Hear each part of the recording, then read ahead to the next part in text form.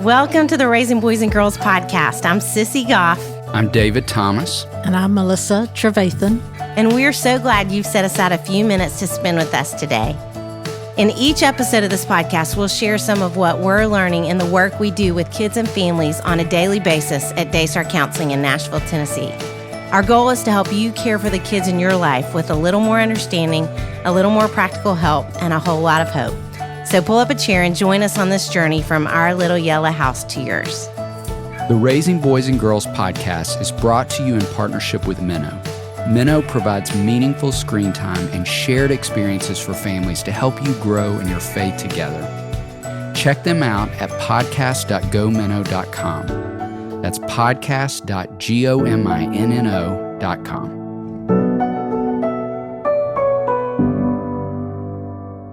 Hey, David Thomas. Hey, Sissy Goff. It has been a year, hasn't it? It has been a year indeed. A calendar year, but a school year in particular. All the years. A school it's year, felt like 50 a calendar years. year.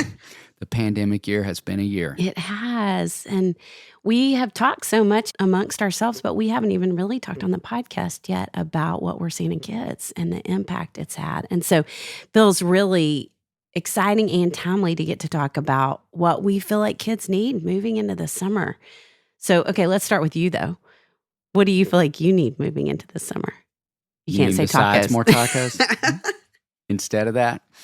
This sounds so simple, but I just think I just need sunshine. I need to be able to be outdoors more easily than has been possible in the last season. I think I'm excited for that. Yes. And we talk so much about what movement does for all of us. So I think I'm really ready for that. What about you? I feel like I need to laugh. I just feel like I have laughed less, probably. I mean, I think I've laughed less in the last year. That is one of the hardest sentences I've ever said. Laughed less in the last year. You could try that at home. And obviously, because of losing my mom a little over a year ago, and then 2 months later, the pandemic hitting. There are some things that have made me laugh lately more and harder, and I've thought, gosh, I've missed this. So I don't know what I need to be doing to make that happen, but hanging out with Henry, watching silly shows, things like that. But I think we all need that. We all probably need both of those things, sunshine and movement and laughter. I feel like good medicine. And thinking about kids and how can we incorporate all those things into the lives of kids. So, okay, let's talk about what we feel like kids need. And we want to talk about what you need along the way, because that is something that's come up so many times, is that we have had more parents in tears in our offices in the last 6 months than we have collectively in all the years we've been counseling. We sure have. So where would you start? What would you say you feel like kids need? I would say first, I think kids need connection. And obviously, we have all had less of that real connection than any other time than we've experienced. And I think in the beginning, we were together so much. I think back on the stories that we heard from families of we were in our PJs more and baking and taking family walks and doing yoga. And it was almost like an extended Christmas break. That despite the fear that was there, we were being really creative in how we were connecting and spending time together. And then, as often happens at the end of Christmas break, we've been together too long and we've been together a lot. And I think part of the tears we've experienced with parents is just this heaviness that as we've been on top of each other and trapped at home more, it's created a lot of opportunity for more conflict and losing our temper and so many things. And so I think real connection that involves play and enjoyment, maybe in some of the ways we experience on the front side. I think kids need that with us, no doubt about it.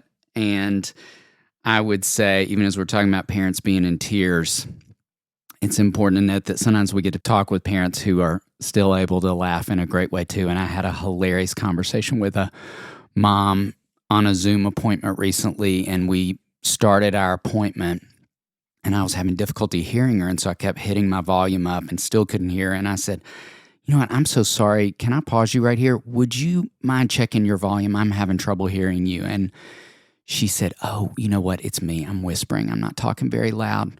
She said, we're playing hide and go seek at my house, but I haven't announced that it started yet. So good. And I love that so much. She was hiding in her closet talking with me, and the kids weren't aware where she was. And we just want to say, if you're listening and you have needed to do that, or if you haven't done that and that sounds like a really great idea right now, we support that. Yes, if you need we to hide do. for a few minutes before you can offer the enjoyment and play and connection, that's okay. Because one of the things we're saying the most to parents, and if you don't hear us say anything else today, hear us say this, is extend grace. Yes. Extend grace to yourself. Extend grace to your kids. We are over the year mark of this pandemic at this point, and it has taken so much from all of us. And so please hear us say that.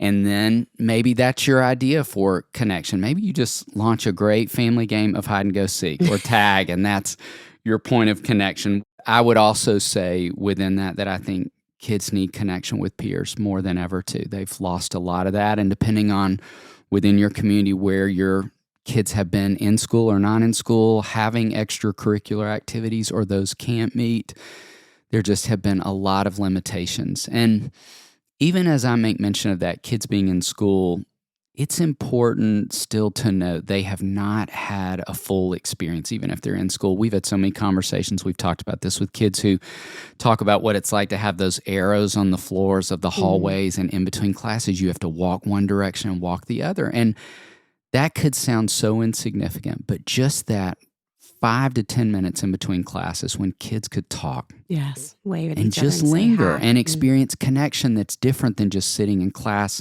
next to or behind someone. I think it's just so important to note these are all losses that our kids have experienced in different ways where they've not had opportunities for connection. And how easy it is for us to dismiss them because we don't want them to feel bad or feel sad. I think Absolutely. it's well-intentioned, but sometimes we don't hear them and let them talk about those things. We don't. And just this week, I was with a 16-year-old boy who over the weekend saw on social media that 3 of his friends had gotten together.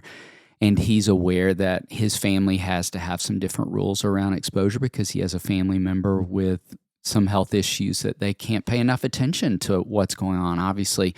And his friends are in different circumstances. And we talked about what it was like. And I think for all of our kids who have social media, we know this. They are aware in real time of being left out or not included in something. And when that stacks up against the lack of connection they've already experienced, it feels heavier than ever. And this young man was feeling that. And we just spent some time brainstorming about where could you connect with friends in a safe way that your parents would feel comfortable with, that would create still some opportunity. And so we were brainstorming around some different ways that he could do that safely that his parents might feel comfortable with. And I think that's probably what our kids are needing from us more than ever right now as summer approaches. Based on your family's unique circumstances, how could your kids safely experience connection with where you are in your community with this pandemic as we think about the importance of connection with peers? We talked in an earlier episode this season about the entry points to just enjoying our kids. And I would challenge you to revisit that. What's your best entry point with the current circumstances being what they are, with each of your kids and knowing their unique temperament and the things they enjoy, that there could still be some times where you're doing nothing more than just connecting around those places and letting play still be a part of our daily rhythm with our kids. What else would you say they need? I love that connection. And I would say the second thing is our coping skills. So connection and coping skills. It has been so fascinating to watch kids in this season because we were pre-pandemic talking about just with anxiety alone, 1 in 4 kids were dealing with it. We're girls twice as likely. Now we're already at 1 in 3. And those kids who are anxious, just in our offices, what we're seeing alone, we're seeing so much anxiety spill over into depression. And, we're all watching statistically the numbers climbing on suicide rates. And we're seeing evidence of that in our office too. And I was sitting with a group of high school girls last night in a group, and one of the girls told a story, not to demean her story because it's heartbreaking for her, but for as long as I've been counseling, I've sat with girls who someone broke up with them and they feel heartbroken. And she felt heartbroken and was sobbing in our little group. And the girls were so sweet with her. And I felt this urgency. I don't know that I've ever felt with a child who's been broken up with to make sure she was going to be okay over the weekend. Just at this point as a therapist, and I actually in group felt like I needed to say, do we need to be worried about you? Have you had any dark thoughts or thoughts about wanting to hurt yourself? I don't know that I've ever asked that before, but I think in this pocket of time, I just feel more concerned about kids. And so I said to her, I want you to pull out your phone right now. And she did. And I said, I want us to help you brainstorm a list of 15 things you can do when you get really sad.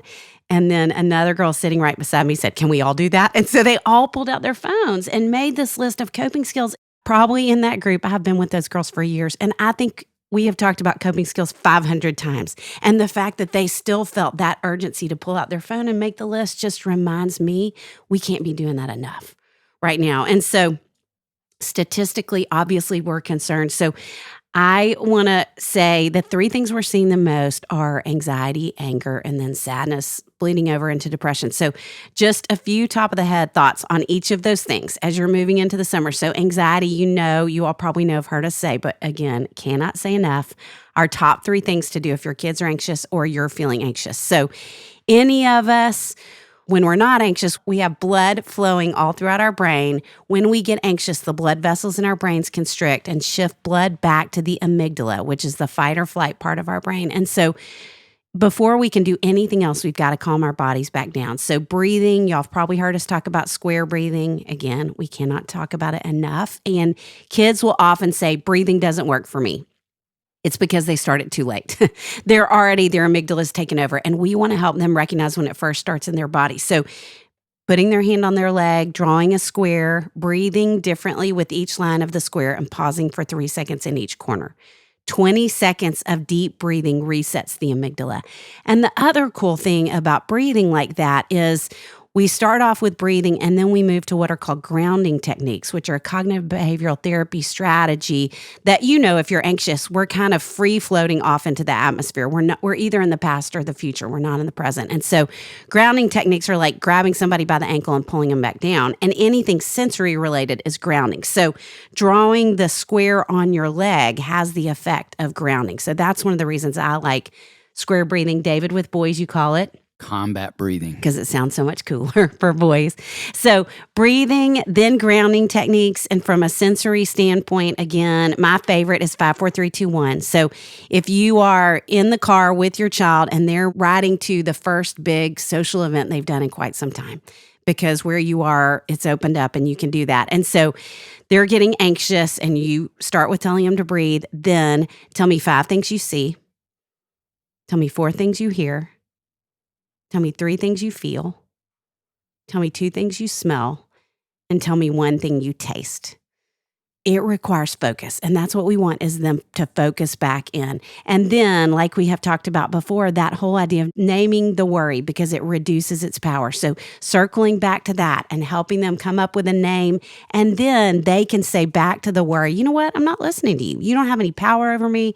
If they're little, they can call the worry stupid, helping them realize that their voice is stronger than the worry. So those are always the top 3 things. And then I think specifically this summer, regularly, I want you to ask your kids, what's one brave thing you've done recently? Or what's one brave thing you could be doing in the upcoming weeks? Because they need to be practicing brave. Because they have spent the school year in and out of school at different times because of contact tracing and all those things. And my guess is when we move back into next fall and they are back in school fully, hopefully, that they're going to be more anxious than probably any school year they have started maybe in their lifetimes. And so they need to have opportunities to practice those brave muscles along the way. So that's anxiety. Anger.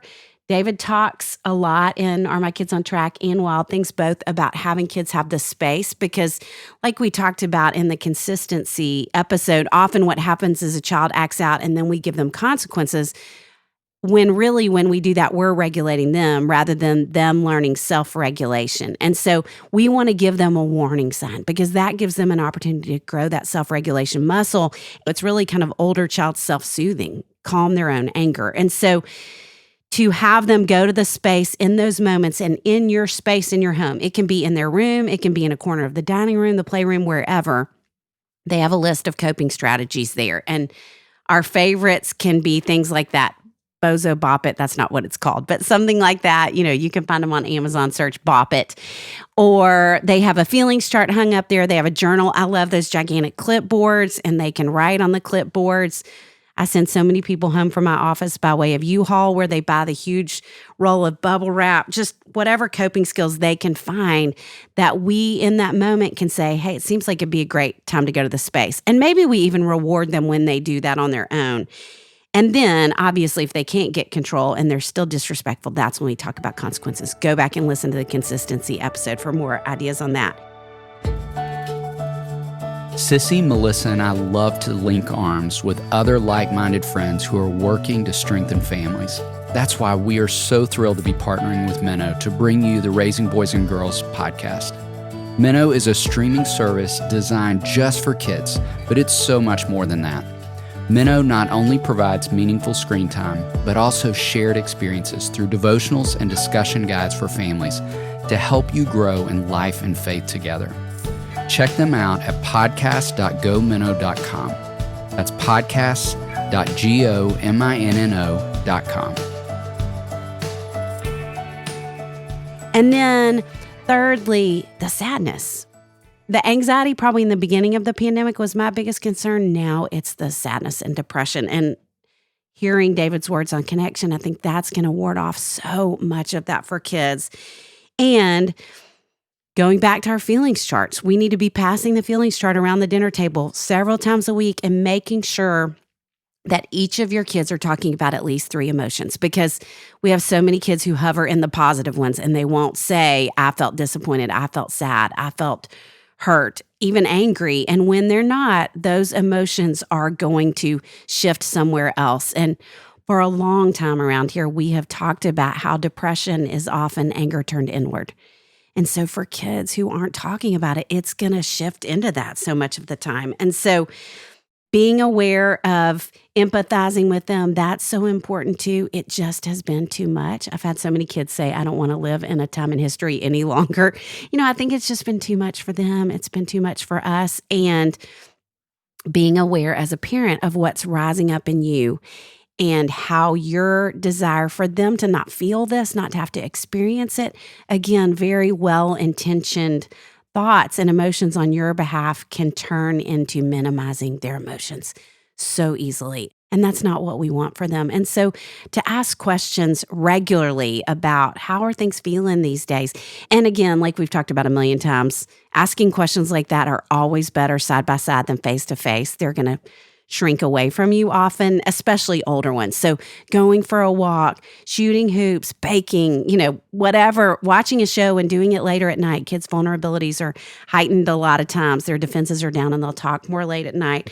But asking questions, letting them talk about it. And you all, I think we would want to say really strongly in this window of time, not only to trust your gut as a parent, because I wish I said that every hour of every day in my counseling. I mean, I cannot say that enough right now to parents. Trust your gut. And if you feel concerned, take them to get help. Take them to go see somebody. And don't wait. Soon, take them to see somebody. And if you are at all concerned that your child is making comments like, I don't want to be here anymore, I would like to hurt myself. I mean, something like that, call the pediatrician, get them into the hospital, because we have, even as therapists, we have all these safety checks we do to see the level of suicide ideation and do we feel like it's time to go to the hospital. And I think as the months have gone on in the pandemic, I have gotten more and more cautious and lean more and more towards, we just don't want to play around with this. So can you talk about something fun? I've been awfully serious and heavy for a long time. But it was important. Well, I was listening to you go through some of those coping skills and thinking, for anyone listening, you just got a free month of counseling right there. Those are a lot of ideas we'd be talking about in the beginning of the journey. I'm just so worried. Sure. I mean, sitting here in March, I'm so worried about kids and parents. I know you are too. Absolutely. And the national statistics back up the concern that we're fearing as we look at what's happening and why I think this conversation feels so important, and why I would say the third thing that we feel like parents need is stability. And it makes me think a lot about how in non-pandemic seasons, we're talking with parents of teenagers about the importance, I call it of steady the ship. Steady the ship. That's good. The waters are about to get more tumultuous, and kids need you to steady the ship. And I think that feels true for every kid in this particular time. And we're going to talk in a few minutes about what we can do for ourselves so that we have more of the capacity to steady the ship. But I think, in that season, obviously, of adolescence, kids are experiencing a biological tsunami and intense emotions and relational changes, all these different things that create uncertainty and instability. Those are the two words I would attach to the year we've just walked out, uncertainty and instability, and we're still in it, all these unknowns. And so as we experience those, I think our kids need us to offer that. And one of the things that Sissy and I would do regularly when we sit down with a family for the first appointment, voicing concern about a child having some anxiety, is to track through the family history and identify how present is it within your family tree. And we'll confess to you that we do chuckle a bit on the inside when on occasion we ask parents, is there any history of anxiety in your family? And they're like, no, we don't have any history. And are presenting in a way that would contradict that message. We could talk about what Enneagram numbers say that, because I think we could guess. Absolutely. In fact, I've even laughed as our waiting room has been closed during the pandemic. We've been going outside to greet families. And I can even often tell if you might have anxiety by how you get out of the car sometimes. And so pay very close attention to where you might be dropping crumbs. And I would even say, I'm saying this to myself as I'm saying it to you, your need for control is often an indicator. The high degree of control that a parent might have can sometimes be a cue to my attempts to try and manage a lot of external circumstances, outcomes, expectations, those things. So we can't lean in far enough to that as we're thinking about offering stability, the beginning point being making sure that we're managing our own anxiety and uncertainty. And I would say with that, let's also pay very close attention to what we're saying to our kids and also around our kids about what we're absorbing on the news right now. Obviously, there is still great unrest in our country. And certainly we believe that it's important that we educate and inform our kids. But I had a conversation with a mom this week about the difference between facts and fear. She was dead set on communicating some facts to her son, and my challenge to her was, I think some of those facts are your fears, and I don't think he needs that information, and I think you're needing to process that, and that's okay, talk that out, but I want you to do that with a trusted source. And we brainstormed where she could be having conversations about her fears that she was calling facts so that she wasn't using her son as a place to be able to talk those things through. And so think on that right now. Who are your trusted people? Maybe that's your spouse, a friend, a pastor, a counselor, someplace where you can talk through what you're experiencing when you watch the news, when you absorb what's going on in our world, when you pay attention to what's going on inside of you, as I just said, so that we aren't unloading more of that on our children than is necessary or needed. And again, confusing facts and fears there.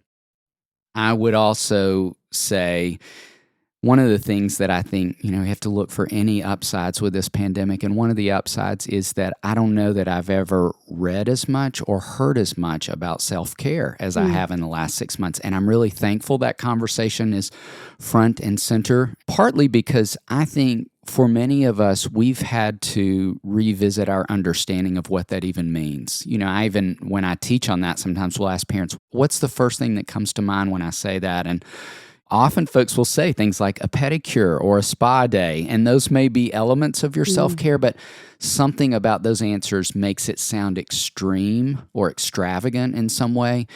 And I think it keeps us from thinking about the daily practices of self-care, which are so important. And as I invite you into thinking a little more about that, I would challenge parents to think back to when your kids were infants, if you don't have a baby right now, and that we all know that when a baby cries, that's their way of signaling us that they're either hungry or wet or tired, that they're experiencing some discomfort and sending a signal that allows us as caregivers to meet that need. And when we do, trust is built. Now, here's what happens. As we become adults, we have to learn to communicate our needs to ourselves and take those appropriate actions to meet those needs. And this is how we develop trust and confidence in ourselves, or don't. And that's so vital to do, because you've heard us say time and time again through this season, we can only offer to kids what we have. We can only take kids as far as we've gone ourselves. And so it's so important that that's the beginning place. So I want you to ask yourself 2 questions on a daily basis. What do I need and what can I do? What do I need and what can I do? And all of that is connected to the wisdom of the oxygen mask. We all know if you haven't been on a plane in a while, they're going to invite us to put our mask on first before we can help the kids we're seated with. You got to start with those questions for yourself before you can meet the needs of your kids. And I want you to even watch for how your feelings try to hijack those needs at times. I don't have time to do that. There aren't enough hours in the day. And I think we assign some meaning to that when we circle around those kind of thoughts, like, I'm too low on the list, I'm not worthy, I don't matter, all of those things. And you do. You matter to God, you matter to your children, you matter.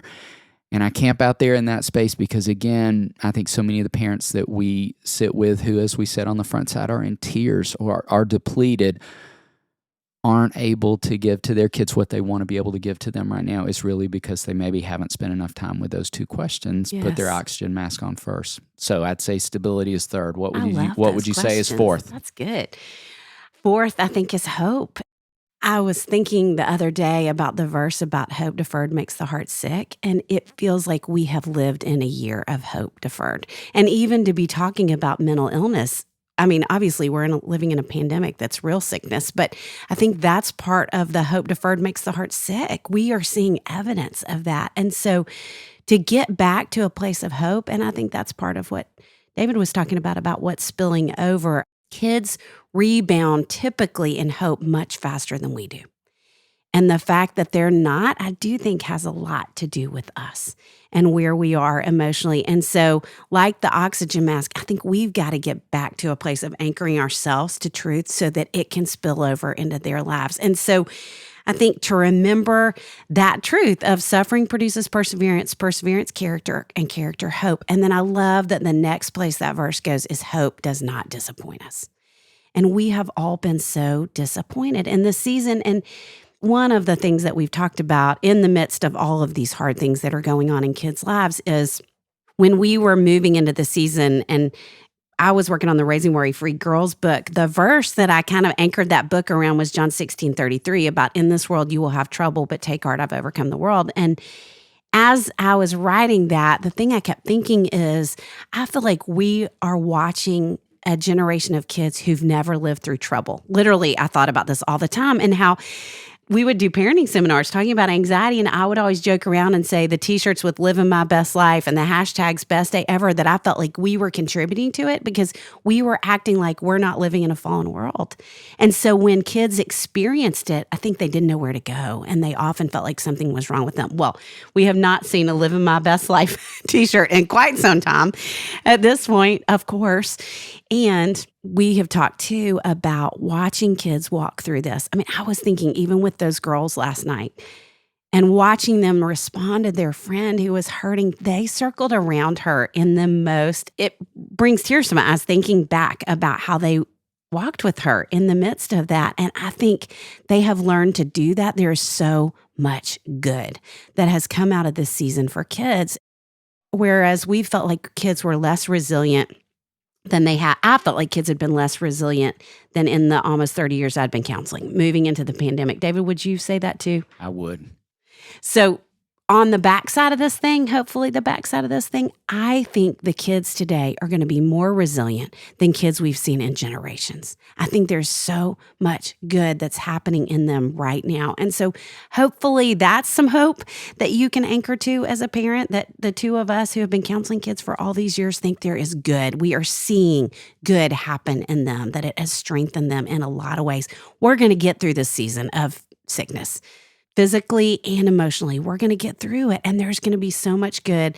As a result, the fruit of that is going to be good. And I was looking up Isaiah 43:19 as you were talking, because I was thinking so much about it. And I found it in the Message. And it says, Forget about what's happened. Don't keep going over old history. Be alert. Be present. I'm about to do something brand new. It's bursting out. Don't you see it? There it is. I'm making a road through the desert, rivers in the Badlands. We could call 2020 and some of 2021 Badlands easily.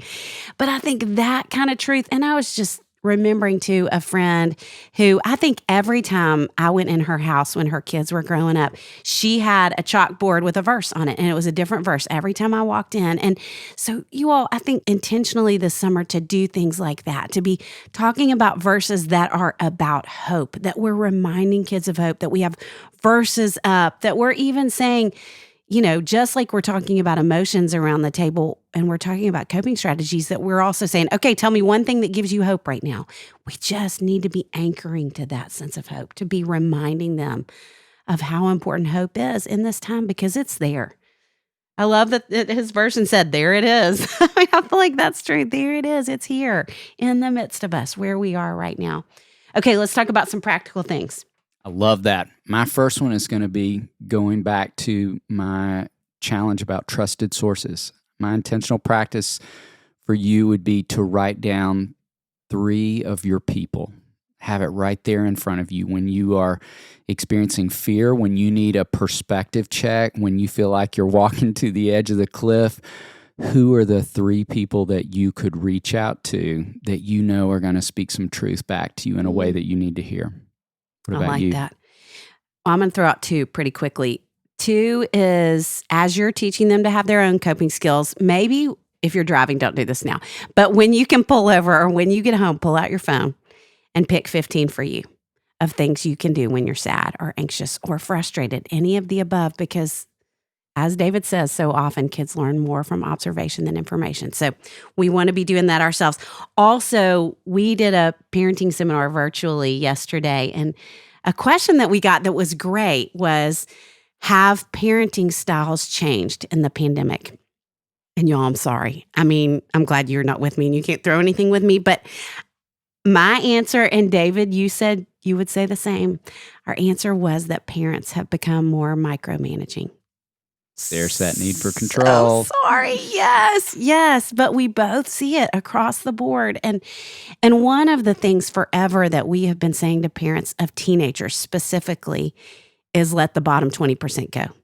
Pick the things that you feel concerned about, and whatever the bottom 20% of your list is, let that part go. And y'all, just parenting in general. I think we need to focus more on choosing our battles than we ever have before. Because without realizing it and without intending to, it's easy to battle too much with the kids we love and with our own lives, just in general. I think we're all feeling that need for control. Can I throw a bonus one in there? Please, I'd love it. Okay, so we got 4 intentional practices this week. I want to circle back to play.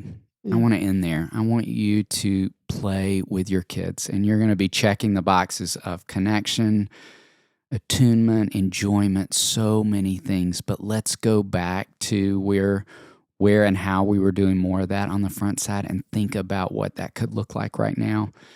That enjoyment piece is going to release all kinds of those feel-good chemicals in your brain as well. May involve some movement depending on your child, but make sure play is still a part of the day-to-day, the week-to-week.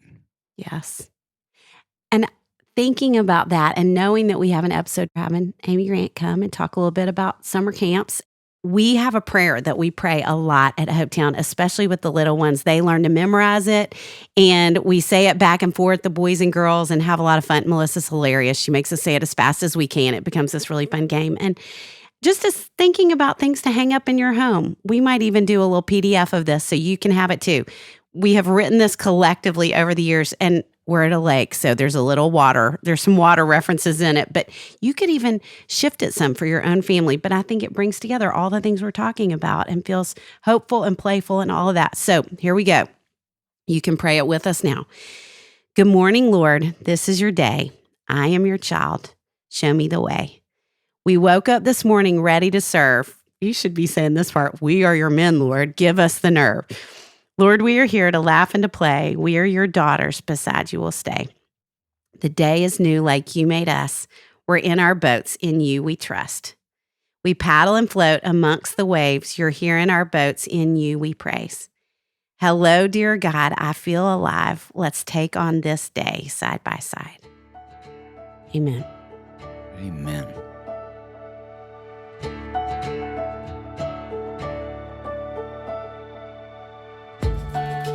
The Raising Boys and Girls podcast is brought to you in partnership with Minnow. Minnow helps you make screen time meaningful for your family with shows kids love and values parents trust. Check them out at podcast.gominnow.com. That's podcast.gominno.com. It's our joy to bring the experience and insight we gain through our work beyond the walls of the Daystar House. Join us next time for more help and hope as you continue your journey of raising boys and girls.